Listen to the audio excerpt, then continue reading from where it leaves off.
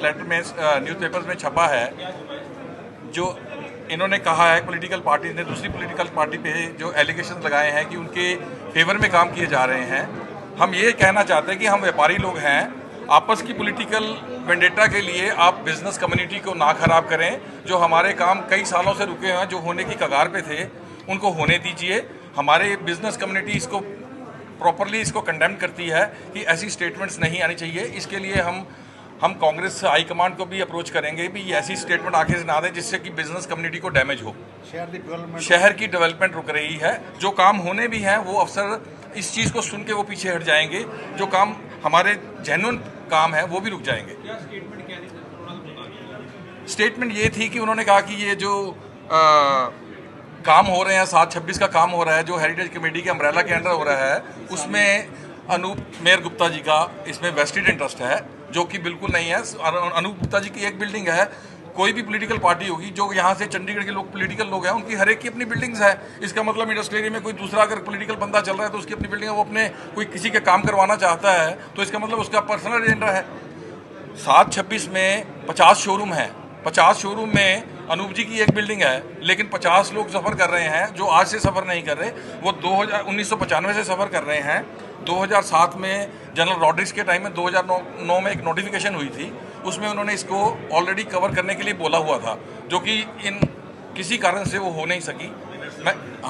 मैं ये कहना चाहूँगा कि आप किसी को पर्सनली किसी का वो ना लें, हमारे जो बिजनेस कम्युनिटी के काम है वो होने चाहिए। Thank you. Restaurant and club Chandigarh, मेरी ना एक छोटी सी रिक्वेस्ट है आप सब लोगों को। जो आज ये मीटिंग बुलाई गई है, जो ये प्रेस कॉन्फ्रेंस करी गई है, तो इसलिए किया गया है कि एक पॉलिटिशियन जो काम करना चाह रहा था बिजनेस व्यापार के लिए, जो अच्छा करना चाह रहा था, उसी के ऊपर एलिगेशंस लग गई, जो काम एक अच्छा एक्सेप्टेबल नहीं है हम लोगों को। हम ये कह रहे हैं कि कोई भी पॉलिटिशियन की क्या कंडीशन है कि उसका कोई शोरूम है या कोई इंडस्ट्री है तो वो इलेक्शन नहीं लड़ सकता। अगर उसकी प्रॉपर्टी है तो उसने इलेक्शन लड़ा और जीता तो उसका कोई फॉल्ट थोड़े नहीं है वो।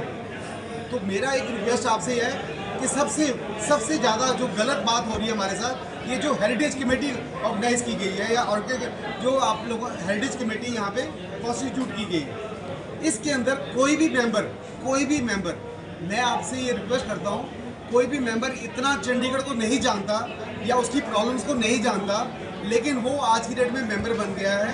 वो हमारे जो फ्यूचर है वो डिसाइड कर रहा है, जिसको नॉलेज ही नहीं है चंडीगढ़ के बारे में।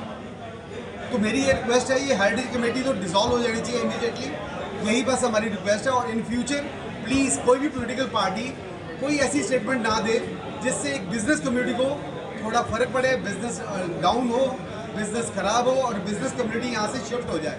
चंडीगढ़ को हम एक लाइवली देखना चाहते हैं, इसको प्लीज़ एक रिटायर्ड सिटी मत बना दीजिए। Thank you.